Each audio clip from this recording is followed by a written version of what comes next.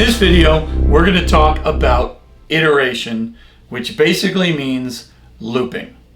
So in looping, we're going to repeat a section of code over and over for either a set number of times or until a certain condition changes. There's 3 types of looping, and we'll get into that next. Okay, in this program, we're going to talk about iteration, which is nothing more than looping.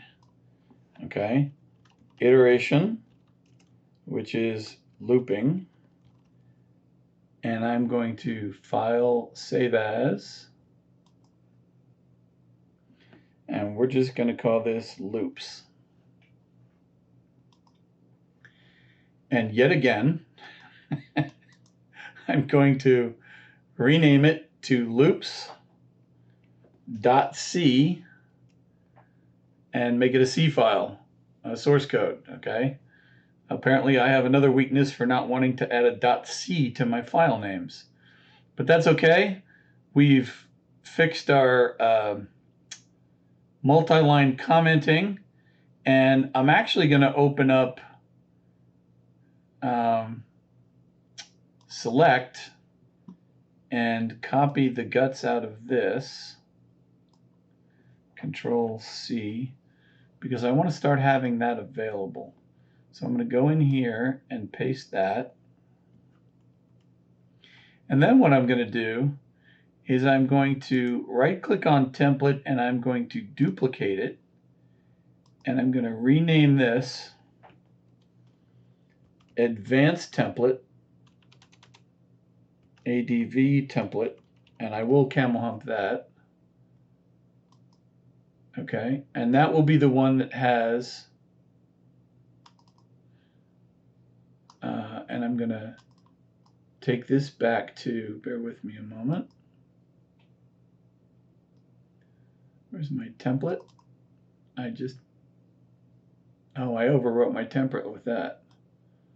Okay, so this is just insert program topic here. And I'll just copy that, Control C. So Control S and close that. And my advanced template will have that. But let's put this in here. Control V. And then in my selection, I will take this. This is just a little housekeeping I'm doing, Control C. So that my advanced template now has that in it. So that I'm capturing my argc and argv. And I'll Control save that, close that template. I no longer need select.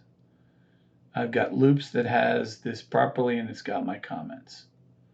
All right, so what I've done is I've basically duplicated this into an advanced template. So if I open that up, I've got a regular template that only has void, and I have an advanced template that basically has my argc and argv. Okay, so I can pull those as I need. All right, so in this program, we're going to talk about looping. So I've got my main set up. I'm capturing argc and argv, and we're going to talk about looping. So first of all, we need to understand that there are 4 loops. There are do whiles and while do's. Okay, those are the 3 types of looping, and we're going to go through them as we go through them. I will talk about the differences between them, and I'm going to show you at least a couple examples of for loops, and in particular the while do's, so that you can see why there's a difference between a do while and a while do. All right, so let's start with a basic loop where we want to loop some number of times. I may want to loop 5 times. I may want to loop 10 times. I may want to loop for each character inside a string. There's a bunch of reasons why I might want to repeat something. Okay, so we're going to start with very basic for loops. Okay, If you need a dad joke, go home and say, well, they're for loops, not 5 loops. But for loops start with the word for, and then we've got some parentheses, and we've got a brace of code that we're going to execute based on what's in these parentheses. Okay? It's no harder than that. All right, so what do we put in those parentheses? And the reason I show it like this is because that's it. Everything inside these braces is going to happen these number of times. Okay? So there's things I have to tell it. I have to tell it where to start. I have to tell it where to stop. And I have to tell it how to iterate. Now, obviously, that is not going to compile. Okay? But that's what I'm doing. I'm creating 3 statements on how I'm going to run this loop. Where I'm going to stop, or where I'm going to start, where I'm going to stop, and how I'm going to iterate. Okay? And every time I do this, that's what I'm doing. Now, in order to do a for loop, I need to create what's called an indexer, which is an integer that's going to represent where I am in the loop. Okay? And I have to define that like every other variable. So in a loop, this is one place where I will let students have a single letter indexer. Okay? So what I could do is I could come up here and say int x equals 0. And I could use x as my indexer in the loop. The problem with that is the scope of x. This x variable out here is going to exist for the entire time I'm in main. Well, if I'm only going to use x inside this loop, I don't need to take up x for outside that loop. It's a waste of memory, okay? So I'm not going to put it in there. I'm going to cut that out, and I'm going to use that as my first line of code. Control V. And that is where I'm going to start, with x being equal to 0. But I declare it in here so that it only exists in between these 2 braces. Now I'm going to tell it where to stop. I'm going to say I'm going to quit while x is less than 10. And again, that's another statement. So they end in semicolons. Don't forget the semicolons, because those are 3. You're going to see 3 separate statements. Okay? So I'm going to start with x being 0. And when x is no longer less than 10, I'm going to stop. So this is x that is less than 10 means I'm going to keep looping as long as x is less than 10. Okay? The minute x equals 10, this is no longer true, I'm done. So if I wanted to go up to including 10, I need to say x is less than or equals to 10. Now it will go up to equal to 10, but I'm going to quit basically with 9 being my last pass through the loop. And what I'm going to do here is I'm going to tell it how much to step x each time. And to do that, I'm going to use the incrementer symbol, which is ++. So I need to show you a couple things. Up here, I can say int x, let's use a different variable, int r equals 6. If I say r equals r plus 6, what I'm saying is get the value out of r, which currently is 6, add 6 to it, and store it back in r. So after this, r is going to equal 12. Okay? If I say r equals r plus 1, basically r over here is now going to equal 7. Well, there's a term called syntactic sugar. Okay? And it's a way of saying I want to do this in a shorthand. So if I'm just adding 1, I want this to be really simple. Well, I can say r plus plus. And what that does is it takes r and adds 1 to it. I can decrement it. I can say r minus minus. Okay? And later on, you're going to learn that there's also plus plus r and minus minus r.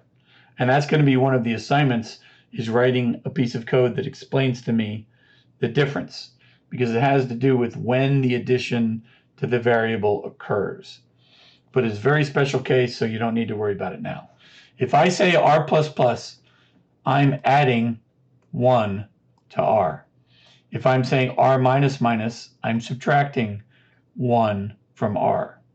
Now, what if I don't want to go by ones? Well, I can say r plus equals 2. Now I'm counting by twos, right? I'm adding 2 to r. It's saying I'm going to add whatever's on the right-hand side, which happens to be a 2.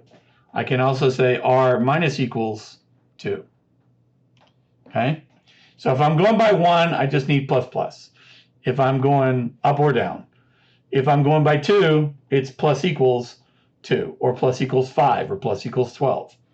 Okay? And it's really the same thing as saying r equals r plus 2. It's just syntactic sugar. It's shorthand. So I can say x plus plus, and I'm going to count by 1. Okay? So I'm starting at 0. I'm going to keep going while it's less than 10, and I'm going to go by 1. And all I'm going to do here is say printf %d. And I think for these, I'm going to use a tab. So we're going to move them across the screen. And I have to put this in quotes, comma, and I'm just going to use x and semicolon. All right. So what I should see going across the screen is the numbers 0 through 9 separated by a tab. All right, starting at 0, going while it's less than 10 by 1, I'm going to print each value of x and then a tab. Okay, so let's see what happens. Let's go over here, and this program is called loops. So we're going to make loops and /loops. And there you go. And of course, what did I forget? Well, I don't want them all on different lines. So why is my cursor over here? Well, when I got done, the tab was still over here. And the reason I leave it in like this is I want to show you that typically after these loops in C, you need a printf /n. Okay? And you'll learn to copy and paste those all through your code as you go through it. Save that. We can still make it over there. And now it looks normal 0 through 9. Okay? So it's pretty simple. If I make this less than or equal to 10 and save it,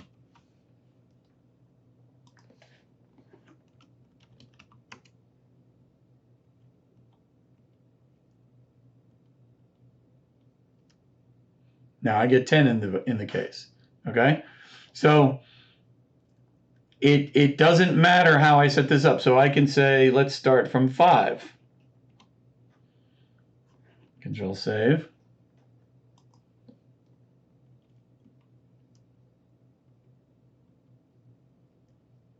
And I go 5 through 10. Okay? So it's going to do whatever I tell it, which is what they are wont to do as computers, right? So let's put this back to 0 and back then less than. And that is counting from 0 to 9 by 1. Okay? Now, I want you to understand that you can go in the other direction rather trivially. So I'm going to say this is for loops, and I'm going to call this going up by 1. Okay? I'm going to copy this. Control C. Control V. And I'm going to say going down by 1. And I'm going to go from x equals 9 to x is greater than or equal to 0, because I want 0 involved, and this needs to be x minus minus. Whoa, that's not a minus. There we go. All right, so now I'm going to go from 9 until it's greater than or equal to 0 by -1. So I'm going to go 9, 8, 7, 6, 5, 4, 3, 2, 1, 0, if I did it right. So let's go see.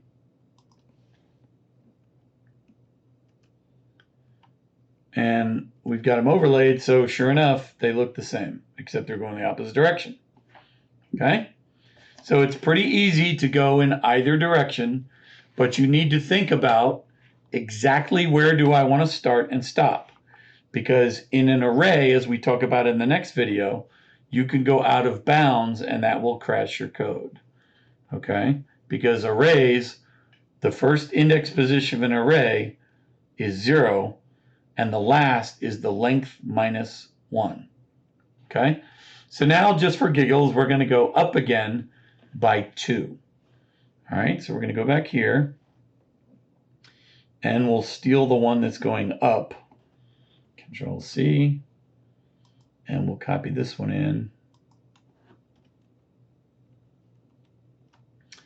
Going up by 2, and all we do here is say plus equals 2. Okay? And in the next one, we're going to go down by 3, just to show you that it really doesn't matter how you go up or down. It's whatever you tell it to do. So I'm just going to copy that one and put it in here. And this is going to be going down by 3. And this is going to be minus equals 3. Save those. Come over here. Let's do a clear. Make loops. /loops. And notice we went from 0 to less than 10 by 2. And we went from 9 to 0 by 3. Okay? That's for loops. And I don't want to make it any harder than that for now, because I don't want to confuse you with arrays and indexes in arrays yet. I want to let you marinate in the fact that for loops are pretty simple. Okay? If you do them correctly and think about what you're doing, it's where does it start? What are the conditions that's going to keep it going? And how much am I moving, either up or down? And I could just as easily have said x equals x plus 1 here. But the convention is to use what I call the inker-dinkers, the incrementers and the decrementers.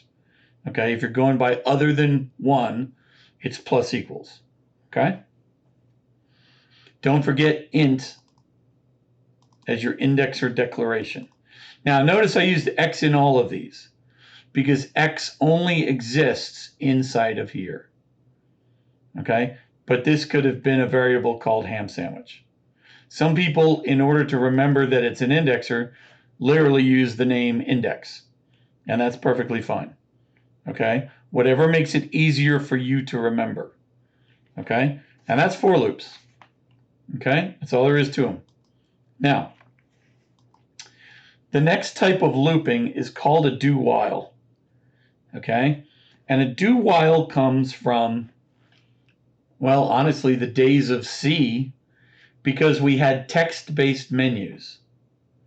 And when you want to display a menu, you've got to show it to the user for the first time. Even if the first thing they're going to do is quit the program, they've got to see the menu. You've got to go through the menu printing at least once, so the user has some idea what's going on. So they needed a loop where it was always going to go through the loop at least one time. And I'm going to show you how that works, okay? So for do whiles, so we're going to say do while loops, and I'm going to show you what I call normal looping, okay? And we're going to start with an integer. We'll call it j and set it equal to 0. Because I need something that can be incremented that I can test against, okay? There's going to be some condition in your program that is going to occur that's going to make you exit your loop. Now I want a Boolean called complete, and I'm going to set it to false, okay? Because I'm going to loop until I am not complete, okay? So I'm going to set Boolean complete is false, meaning I'm not done, all right? Now the loop begins with the word do, and there's some code that I'm going to execute in a loop, and I'm going to do it while some condition is true, and then I'm done. So the while is where we're going to put the condition, and I'm going to say complete is equal to false. Now let's talk about that. This is not saying complete equals false. Remember, this is the assignment operator. What I'm doing here is I'm saying, compiler, go get me space to hold a Boolean. Name it complete. Evaluate what's over here. Over here is the literal value false. Store that in complete. What I'm doing in here with a double equal sign is saying, while complete is the same value as false. So this is a test for equality. Okay? So while whatever's stored in complete is equal to the value of false, keep going. The minute that's no longer true, right? Or the minute what's in here becomes false, and it will become false when complete is true, because I'm done, then it will exit to the next line of code, which will be to quit. Okay? So if I want to test for inequality, by the way, it's bang equals. So this would do the opposite. This would say, while complete is not equal to false, keep looping. But we want it to be equal because we set it to false so that it'll keep looping while it's false. All right? So what I'm going to do in here is I'm going to say printf, this is inside a do while loop /n. Hey, I remembered one. Okay. And what I'm going to do is I'm going to say j plus plus. So I'm going to keep incrementing j so that I have some point at which I'm going to be done. Because if I don't, it's going to be an infinite loop, and it's just going to keep running forever. And I'm going to have to Control-C or Control-Break to get out of my program because it's an infinite loop. All right. So I need to find out if, let's say, j is greater than 10. Now, let's only do it 4 times. If j is greater than 4, okay, I'm going to now say complete equals, not equals equals, complete equals true. Okay? So now when j becomes 5, complete becomes true, and it's going to say, oh, it's going to get down to here and go, oh, that's no longer valid, and it's going to drop out. Okay, so I should see 0, 1, 2, 3, 4. I should see this sentence printed 5 times. Okay, so let's test it.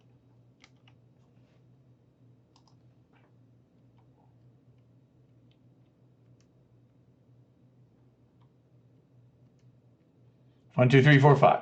Okay, so it became the value 5. So it was because this is 0, 1, 2, 3, 4. So when it hit 5, it said, nope, complete is now done. We're done. Okay, so what I'm going to do now is I'm going to prove to you that it will complete at least one time, even if the condition is false from the very beginning, okay? Because I want to prove to you that it literally is going to go through one time. So this was, let's take some space out here, put it in here. This was normal looping, okay? So now we're going to, let's just copy this because we're going to need this. Now, when you start doing copying, I'm going to show you something else you got to be careful of. I'm going to use the same variables, but this is going to be proving it always makes one pass. Okay? I'm still going to use J and complete, but I've already defined them. So I need to take these int and bool headers out because I'm just resetting them. I'm resetting their values, but I'm going to make J equal to 100, and I'm going to make this equal to true, so that both of them are, so there's no way it's getting through, because J is way over 4, but I even set complete to true. So when it gets here, there's no way it's going to go back through again, okay? But you're going to see, and I'm going to make this say, this is inside a do while where initial conditions are all ready to exit. Okay? Because it's set up so that it really shouldn't go through, but it's going to go through once until it gets to this comparison. Okay? So we're going to see this sentence one time. All right, so let's check it out and see if we're right.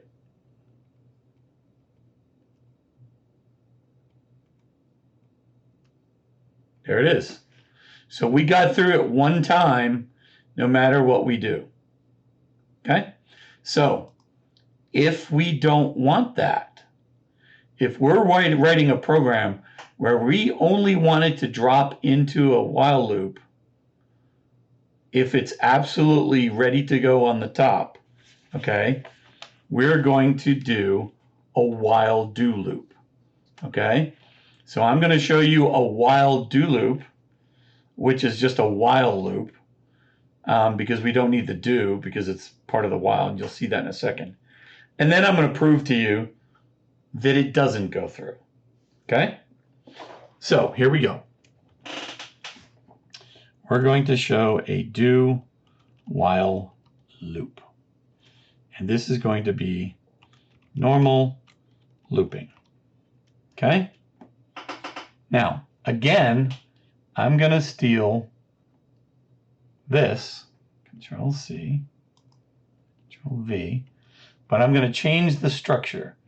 I'm going to make this be 0 again.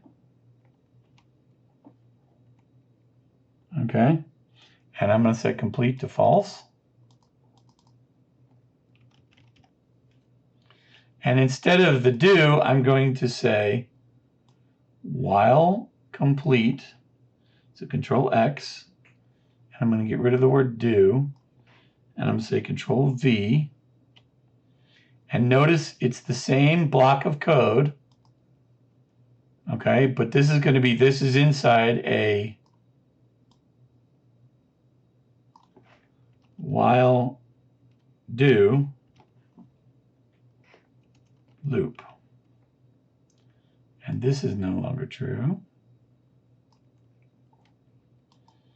Okay, so we're going to say while complete is false. Print, we're inside the while do. Increment it when it's over 4. Set it to complete. And we should see, oh, I got too many symbols in there. We should see this run 5 times. So let's see if it does. Let's do it clear. Make loops. /loops. And there we go. 1, 2, 3, 4, 5 worked like a charm. Okay. So now we're going to do the test we did before. Control C. Control V. And we're going to say proving a while do does not enter if set to be false. Okay, so here J is 100 and complete is equal to true. So the exit conditions are definitely set, no matter how we look at it. Let's do a clear, make loops. Did I save that? Let's make sure.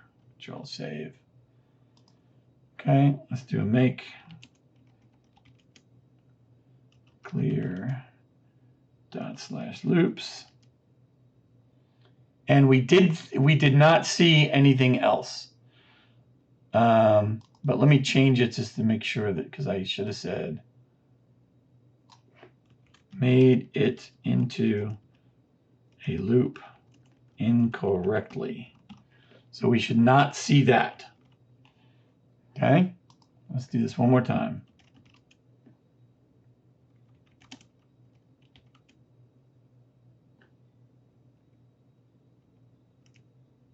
Yep, and we don't see it. Okay, so that shows that a while do is going to prevent it from getting in because it does the analysis up front, whereas a do while says do this code and then keep looping if this condition is true. So if you're going to do a text-based menu where you show the menu and it's basically press 1 to do this, press 2 to do this, press 3 to do this, press 9 to exit, and you've got to go through it at least once, you're going to use a do while. If you want to make sure that you never get into that loop unless your looping condition is true, then you're going to use a while do. Okay? So we've seen the fundamentals of for loops, do whiles, which always execute at least once, and while do's that do not have that issue. Okay? That is it for looping. Welcome back. So hopefully you now have a better grip on for loops and how you can loop up, down in direction. You can index by 1 or more than 1, and you can set the boundary conditions for when you stop looping. And we've also covered, as we mentioned in the actual video of the coding, that a do while is going to execute at least one time. That's something you will want to know for assessments. And a while do does not, you never enter a while do if the conditions are not such that it allows you into the loop. Okay? So in the next video, we're going to begin to talk about arrays. So I'll see you on the other side.